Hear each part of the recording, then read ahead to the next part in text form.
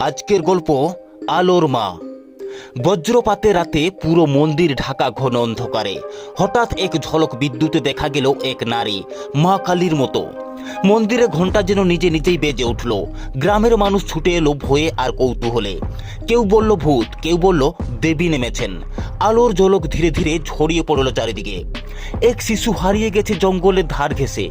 সেই আলোর নারী হাত তুলে ইঙ্গিত দিল পথের দিকে। গ্রামবাসী মশাল নিয়ে দৌড়ে গেল সেই দিকেই।